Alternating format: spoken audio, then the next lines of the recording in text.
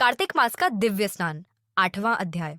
नमस्कार भक्तों, आज के इस पावन वीडियो में हम सुनेंगे 8वें अध्याय की दिव्य कथा, जिसमें भगवान ब्रह्मा जी स्वयं कार्तिक मास के स्नान और उसके चमत्कारी फल का वर्णन करते हैं।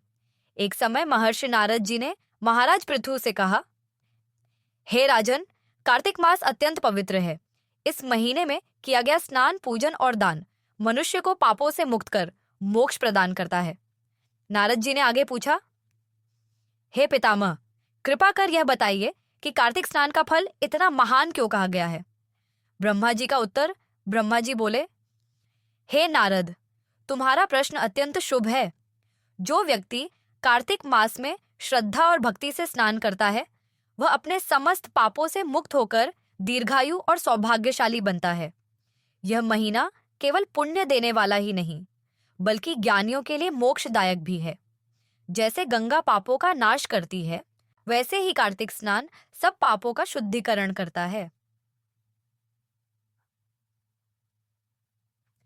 स्नान का महत्व ब्रह्मा जी आगे कहते हैं, जो व्यक्ति कार्तिक मास की भोर में श्रद्धा और मन की शुद्धि से जल में स्नान करता है, वह सभी जन्मों के पापों से मुक्त हो जाता है। यदि वह किसी पवित्र नदी, सरोवर या तीर्थ में स्नान करे, तो उसे अनेक जन्मों के पुण्य की प्राप्ति होती है। और यदि वह अपने घर के समीप ही नदी या तालाब में स्नान करे, तब भी उसे तीर्थ स्नान का फल मिलता है।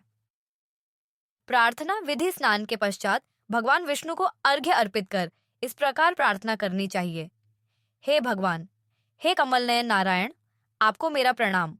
आप मेरे स्नान और अर्घ्य को स्वीकार करें और मेरे समस्त पापों का नाश करें।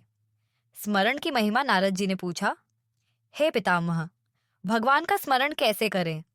ब्रह्मा जी ने कहा, जो योगी भगवान के नाम और स्वरूप का स्मरण करते हैं, वही सदा आनंद में रहते हैं। जो प्रेम से भगवान का नाम जपते हैं, वे उनके परम प्रिय भक्त होते हैं। तुलसी पूजन का फल ब्रह्मा जी ने आगे कहा, हे पुत्र, कार्तिक मास में जो व्यक्ति श्रद्धा से तुलसी पूजन करता है, वह सभी पापों से मुक्त हो जाता है।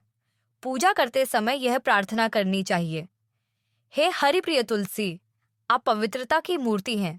आप श्री हरि की प्रिय हैं, कृपया मुझे अपना आशीर्वाद दें।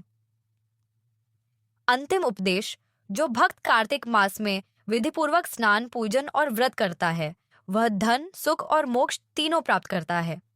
और जो इस कथा को श्रद्धा और भक्ति से सुनता है, उसकी सभी मनोकामनाएं पूर्ण होती हैं। इस प्रकार ब्रह्मा जी द्वारा वर्णित कार्तिक मास स्नान की महिमा जीवन में प्रकाश और पवित्रता का संदेश देती है। तो इस कार्तिक मास में चलिए हम भी स्नान, पूजन और तुलसी वंदन का संकल्प लें। हरि नाम का स्मरण करें और अपने जीवन को प्रकाशमय बनाएं। शुभ कार्तिक मास। जय श्री हरि।